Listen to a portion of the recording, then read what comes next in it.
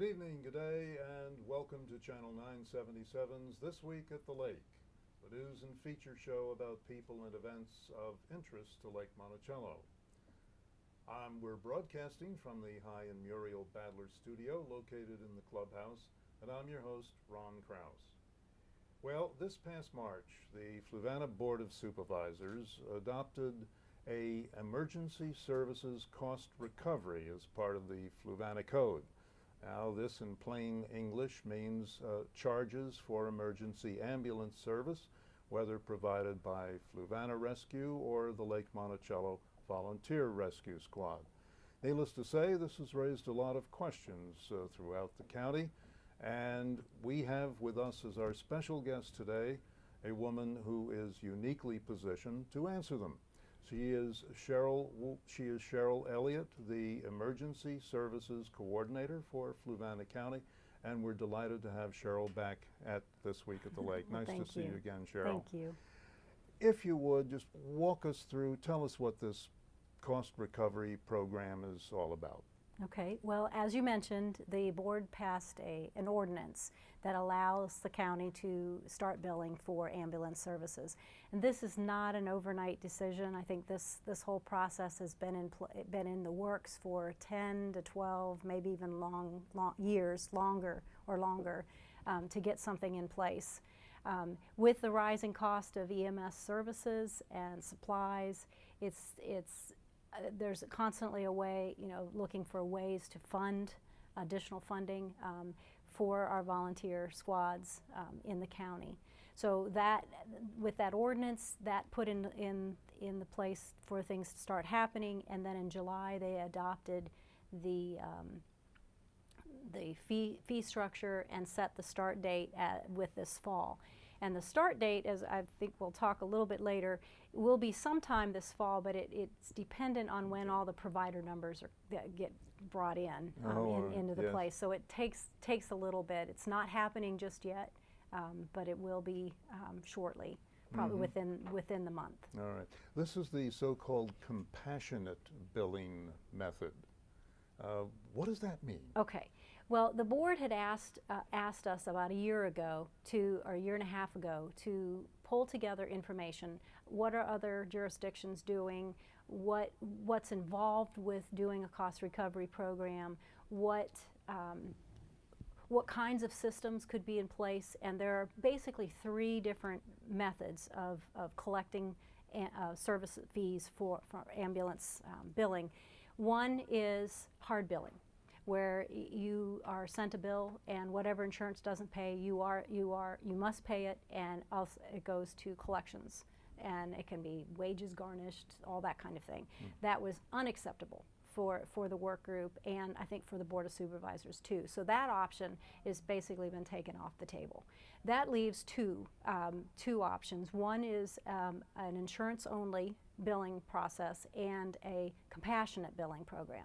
Now, everybody that I'm familiar with within our region started with a compassionate program in place, and that's essentially insurance is billed, and then there's a compassionate way that any balances are addressed. They're not sent to collections, but they are. We try to collect as much as we can in that process. An insurance-only policy is where only insurance companies are billed. But there's some problems with that with Medicare, because there are laws in place that say you need to bill everybody equally, and you can't play favorites. And with billing only, you are essentially playing favorites because you're only billing insurance companies. And so there's a way around that with the OIG's opinion, which is Office of Inspector General. And again, it's an opinion. It's not law. They are working on some laws that would allow for safe harbor for this kind of thing, but that is only in the works. So there has been concern with our attorneys that with having an opinion, it's not substantiated. I mean, Medicare could come back and say, I don't like this after all, and so you owe millions of dollars that you've been not appropriately billing. Yeah. So the safe way of doing it, and for the county, the legal way to do it without having that OIG opinion is to start off with a compassionate program, because it's always easier to pull back than to move forward in that kind of a policy. It is potentially appropriate for us to go and seek an OIG opinion, but only after we have enough data to support a claim. Because right now we would be going and saying, well, we want to do it because everybody else is doing it. Yeah. We have nothing, Yeah. we don't know what our insurance mix is, we don't know how, what the collections would be, how much, if we end up having 95% Medicare patients, for example, and only that would substantially change what, if we go insurance only, it would make total sense, because there's not, after Medicare, there's not a lot left. So it really depends on that insurance mix for us, and starting with a compassionate program will also allow us to gather the data needed so that we really know what that insurance mix is. So very long answer to your question. Well, this has been the subject. This was the subject of rather good coverage in the Fluvanna Review, and several letters to the editor. I have taken up the point with Len Boza, who's the president of Fluvanna Fire and Rescue. Lake Monticello. Lake Monticello, I'm sorry. Right. Lake Monticello, as you well know, but just to mention a name and identification for the viewers. And Len totally agrees with this entire approach, and he has pointed out the same thing. He said if Medicare comes back in 5 years and says, well, that Inspector General's opinion is not valid in our eyes, you are legally responsible to reimburse Medicare for, as you might say, potentially substantial sums of money. And that probably would not be good news. No, that would not. Not at all. Okay, so I think that we then have basically put that to rest, that for now, anyway, while we are collecting that data, how do you anticipate to collect data, a year or two? Yes, we've hired a billing company to handle the billing process, and we can talk about that a little bit, about what to expect with that process. But they said it's typically 12 to 18 months until you get into a cycle where the money is coming in on a regular basis, so you know what to expect. You have mentioned at the outset the reasons this money has basically been out there on the table, costs going up, the county has never accessed it. But for getting into the program now, was this in any way precipitated by the fact the county, of course, took on the additional expense of the contract with University of Virginia in the absence of more volunteers in the county, which of course occasioned the Lakes volunteer people to be running all over the place? Sure. The county entered into the contract with UVA to provide very good paid personnel, 24 hours a day, 7 days a week, and I gather this includes some advanced life support, which is extremely important. But was this precipitated, because that's an expensive contract? Yeah, I think it's all. I think it's all a part of the process. I mean, as you mentioned, across the nation, volunteerism is going down, and there is it's harder and harder to get commitment from volunteers on a longer basis, especially in a service area where it's the requirements for the training go up. So it's really not, if you're working full time, you can't. You don't have as much time to be able to give back in that way. And because of that, it meant that the services we didn't have enough volunteers to cover the whole county in the way that we really are growing accustomed to. And with the number of calls that we have about 2,700 calls a year. And right now they're about 50-50 with the lake running about half, and the Fluvanna rescue crews running the other half, and there's a small portion, about 7 to 10%, that are run out of Scottsville. And Scottsville, Albemarle County, actually has a first due in Fluvanna, about 35 square miles in the bottom corner Yeah, okay. of the county, that it is their first due. So between those three, and then there's a very minimal number that go to mutual aid. But essentially, the lake and Fluvanna are handling about half, they're about 50-50 on the calls that they're running. So the costs, and also the increased cost on equipment, an ambulance now costs about $245,000 to bring a new ambulance on. And that includes a power lift option, which is becoming increasingly important, especially when you have two-people crews. Being able to load patients effectively without hurting our providers is very important to have that. So there, with all of those additional expenses, the board has been looking at how do we, we can't keep increasing the tax rate to cover these things. What are some other alternatives? So I think it's a combination that has brought this idea up.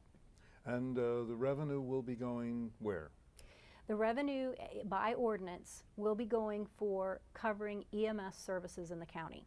That includes the contract crew as needed, and if it develops into a county department with county staff on as EMS crew, that this could be a precursor for that.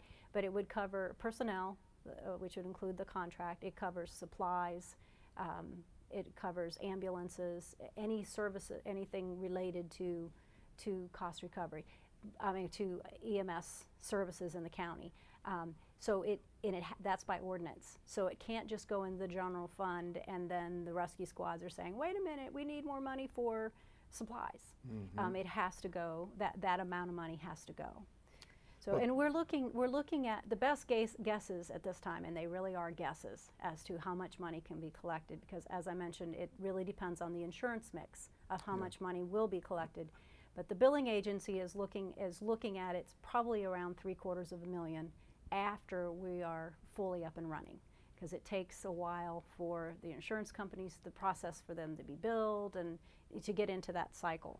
So we spend more than that on both the contract crew and the supplies and the ambulances. Like that would cover less than 3 new ambulances. So. Now the county has been supporting Lake Monticello Volunteer Rescue with, I gather, 50% of the lake's operating costs. Yeah. Will there be revenue sharing out of this program with the lake? It's not. There are some communities that actually divide the revenue that comes in based on the number of calls that are made, but the Fluvanna has not chosen to do it that way.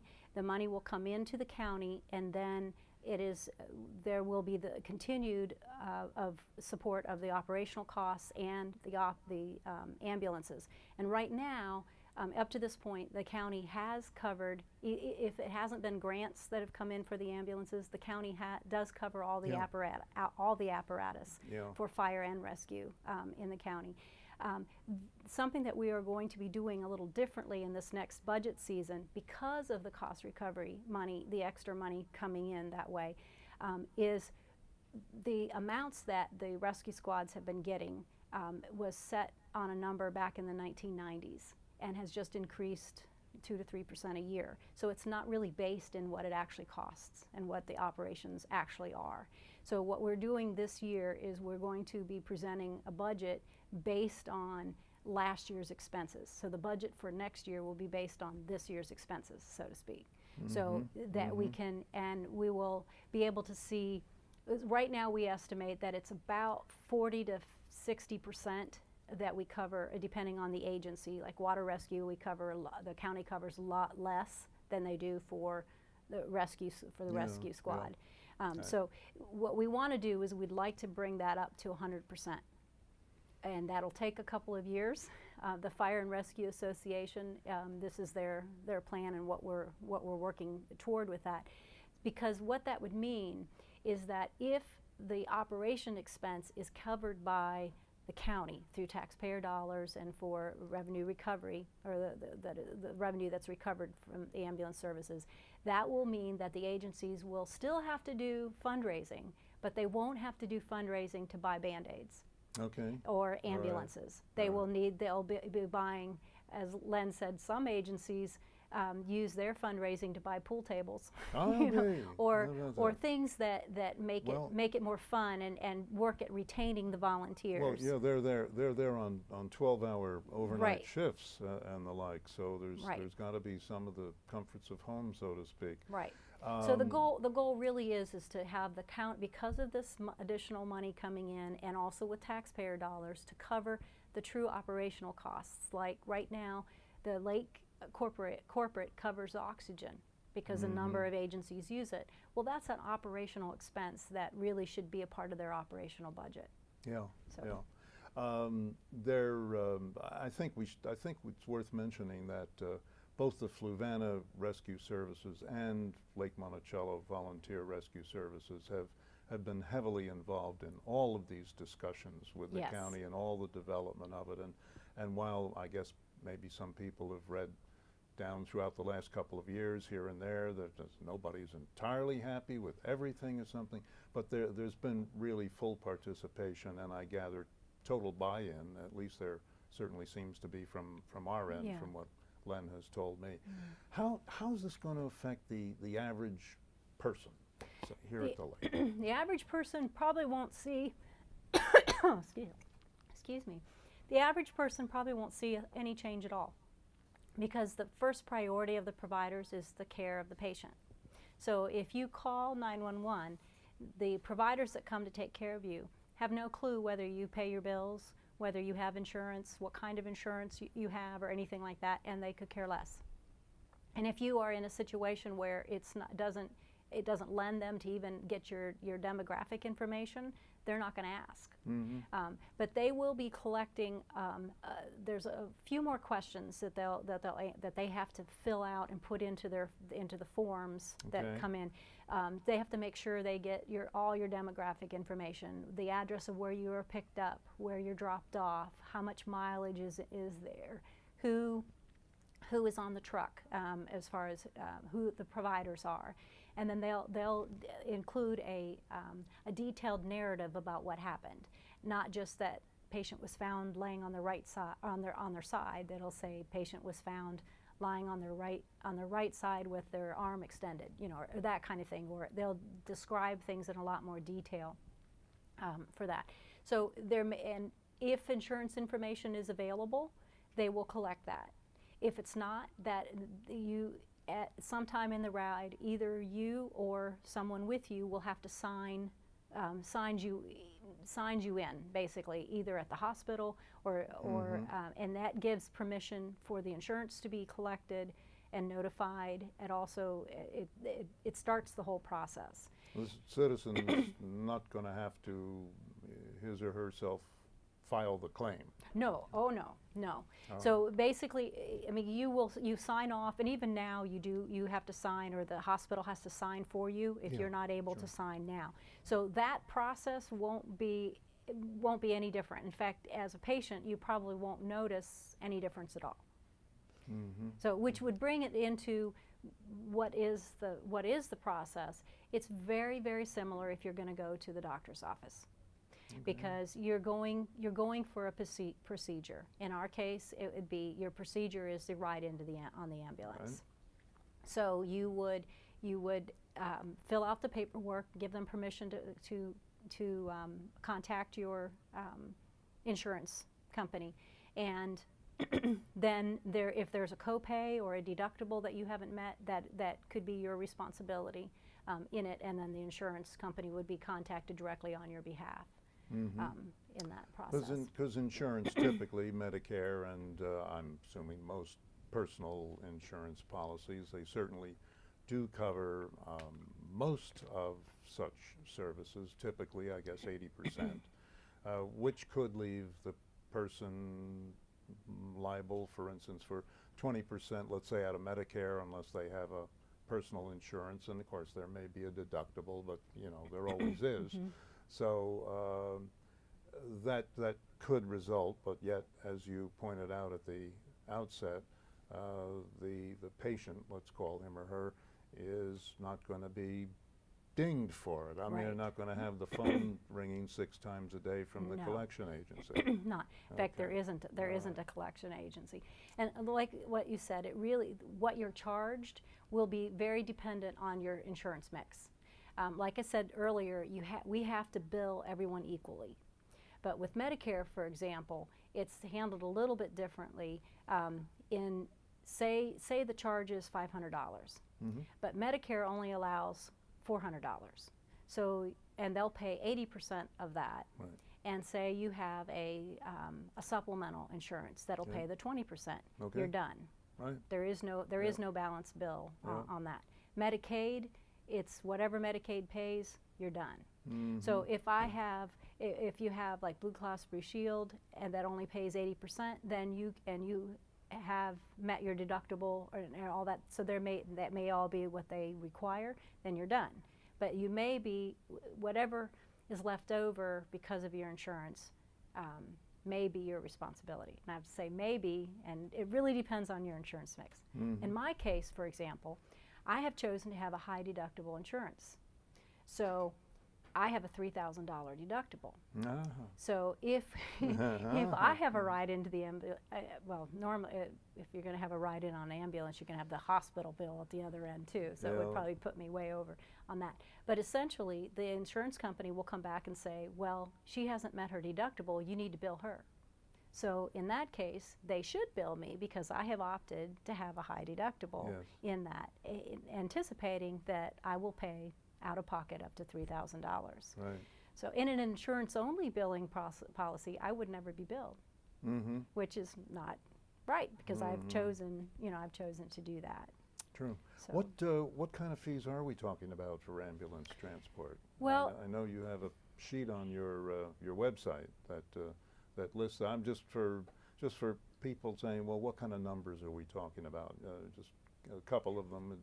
yeah, would when there's be- there's 3 levels of service, and the charges really depend on the level of service that you need and receive in the ambulance, not who's on board. Because, like you mentioned earlier, we do have medics in the county with the contract crew, which is great because they can Oh, yeah. handle just about anything that's going to come. They're going to come their way, and we have medics here at the lake also. So it's not, but we have more BLS crews here, which is basic life support at the lake too. So if you've broken your arm and you need a ride in, that doesn't require Right. advanced life support. So level you would one, right. yeah, You if would you only will. be billed at that level of service that you get. I see. And the I basic see. life is the current fees are, and the board set the fees at 125% of what Medicare allows. So, but with Medicare, it's only what they allow. So it would be, they wouldn't be, so for basic life, if our fee is $444, what would actually be charged to Medicare would only be, wouldn't be that amount because they only pay up to certain amounts. Okay. So All right. it's really hard to say without knowing what the insurance mix is Yeah, as to what you would yeah. end up being. Okay. But How about, and this does happen, I gather, a person places a call to 911, but actually when the emergency crew arrives, for one reason or the other, either the patient has stabilized or the crew determines that trip to the hospital is not necessary. What happens is this billing, does this automatically go into effect anyway? no, if there's no transport, there's no bill. Okay. So, for example, maybe somebody has fallen and you're really worried about that something could be really wrong, and you call 911, we come out, check you out, and it's really okay. Or you decide you want to go in your personal vehicle and have All your right. grandson drive you because he can drive really fast. Or Okay, something. all right. That's perfectly acceptable, and there's no bill. Also, with that, if you are in very serious state and you need a helicopter ride in, and the ambulance would take you from your home to where the landing zone on the helicopter, you would be billed for that portion I see. of Well, it. that makes sense. Right. Yeah. It's just for and at the service level that you would need. Yeah. And as we've touched on, so from that you are taken, let's say, and you're admitted to the hospital and stuff, but the billing agency basically picks it up from there, and you don't have to deal with separate forms or first to Medicare and then to your supplemental or whomever, Correct. et cetera. Correct. Okay. Yeah, the billing All right. company will, and if they don't have, I mean, they look at the patient care report that the providers do, and to make sure we have all the information that's needed, like we talked about the demographic information and that narrative about what happened. And if there's anything missing, say a patient signature or insurance information, if it somehow gets through without that, then you will get a letter from the billing company saying we need this signature or we need this information, you know, please give this to us so we can process the claim. And then you will get a bill showing what the insurance company has, what they've done. So you'll have it with the balance, and there may be a balance, there may not be. If it's Medicare and you have a supplement, there's not going to be a balance on that. That's just, it's that portion of it would be written off right away, because it's what's acceptable charges. For example, and there will be a, I mean, if you miss that first invoice, there would be a 30-day and a 60-day. And we ask, there are some people in the county that may not have insurance, or even if you have one insurance, but the balance is more than what you're able to handle, then we do have, because it's a compassionate program, we do have two options. One is a financial hardship waiver that is based on income, that the county can either waive a portion or complete of that, and just write that off on your behalf. Or there are payment plans involved too, depending on how much is owed. Would be, you know, how much money would be expected on a monthly basis. So that we would much prefer that if you get the bill, if patients get the bill and they just don't feel like they can cover it, just let us know, and we can work something out on that. I know. There also, and you have touched on this, but there has been concern by some people expressed that there's kind of going to be this backlash to, let's say, particularly, I guess in both cases, but certainly here at the lake, where folks know that our volunteer fire and rescue, both of them actually depend heavily. I'm not sure people know that the county has been contributing half of the operating expenses to ours. I know that they know that the county anteed up a substantial amount of funds a few years ago when the second building was completed down here, but about still having to fundraise, and still they do various things, but typically the letter as well as the other activities, and the bingo and all that sort of thing. But I think it's worth bringing out that as Len Boza here with Lake Monticello Volunteer Fire and Rescue, the president has pointed out enthusiastically the value of this whole operation to Lake Monticello, in that the paid rescue crews at the county level have, number one, made it possible for us to reduce. You mentioned that we, or Lake Monticello, is covering about half the number of calls. Len said it's been up over 70%. Yes, it has We've been out trucking around the county, which means, of course, that if we have one or two ambulances already out, that a third call comes in from the lake, this is going to delay any service to lake people, and also the fact that the paid Palmyra or the paid Fluvanna rescue squad people will make the service calls here in the lake.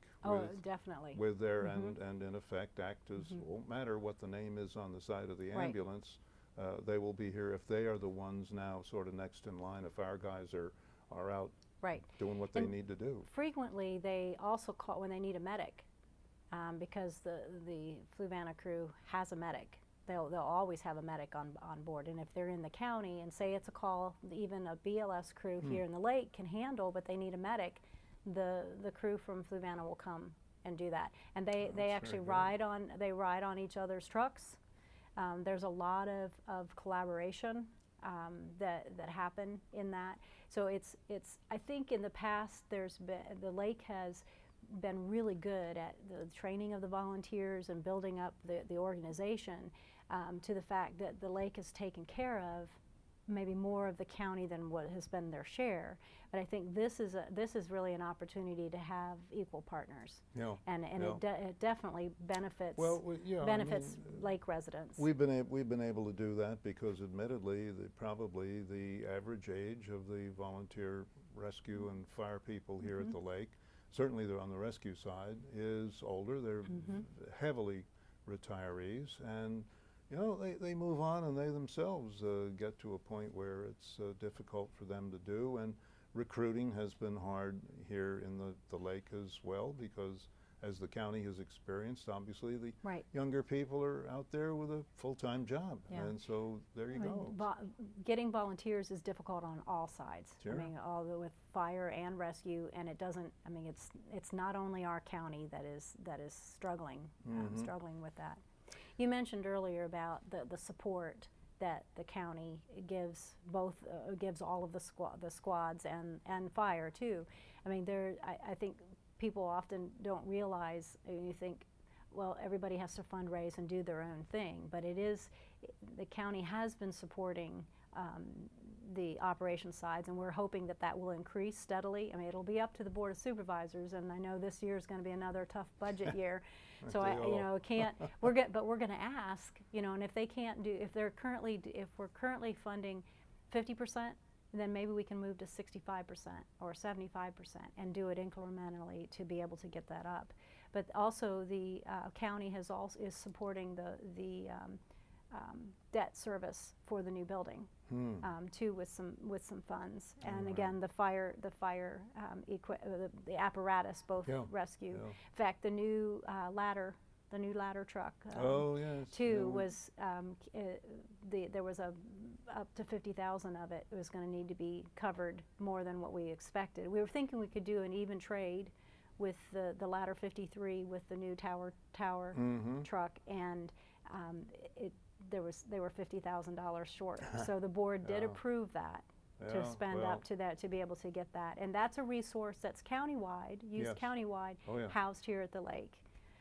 So there's a lot of ways, I think, that the county that all the partners and stakeholders have been playing really well together in the sandbox. That is great. So.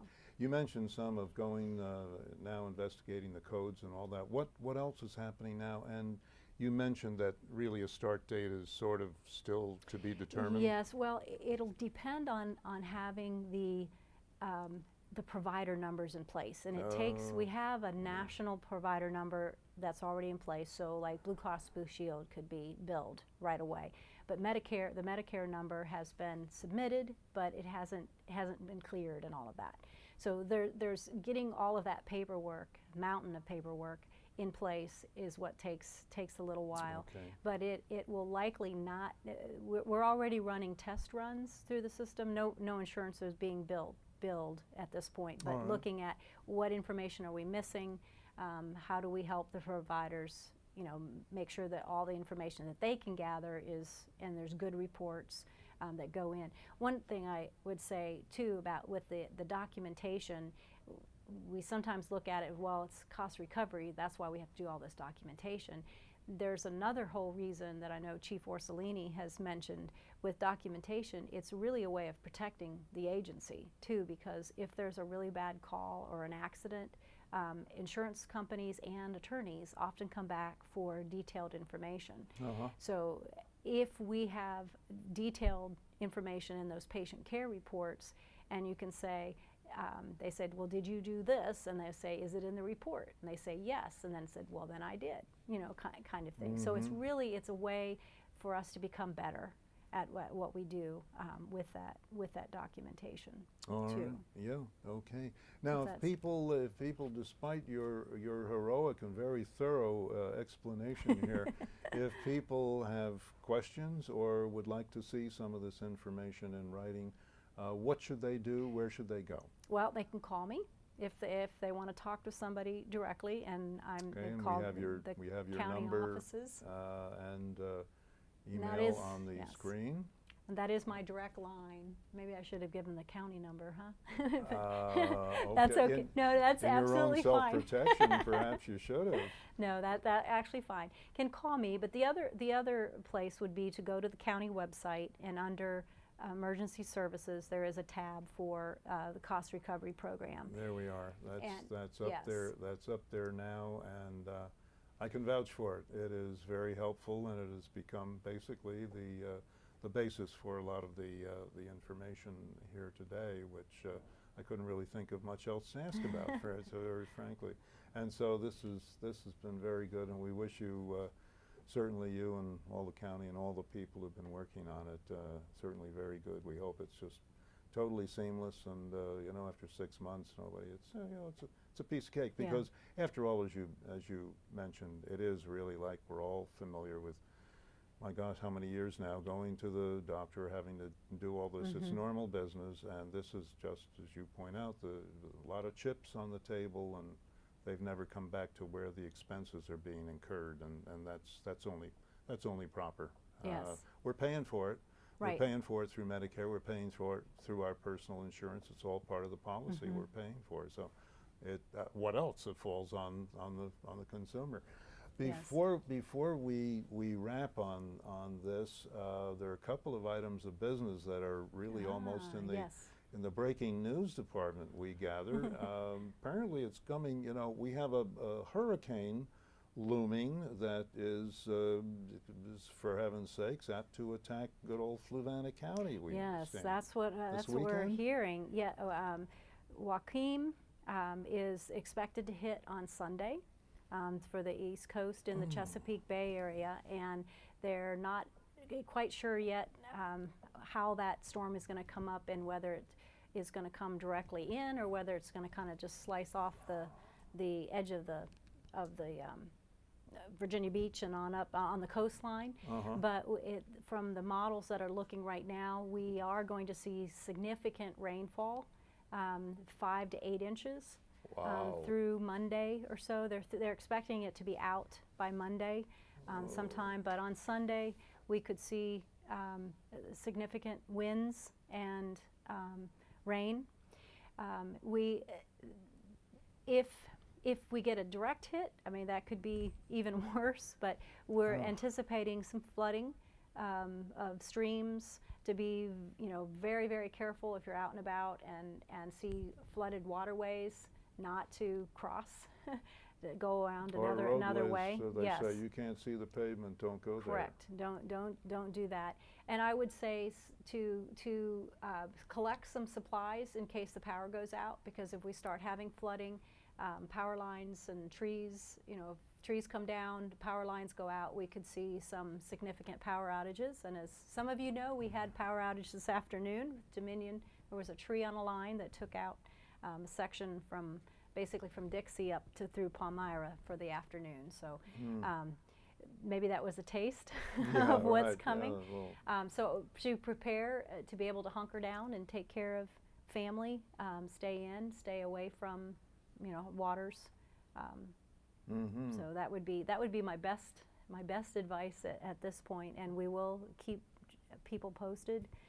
Expect to hear some things on Code Red with the system, which automatically will get all of the landlines.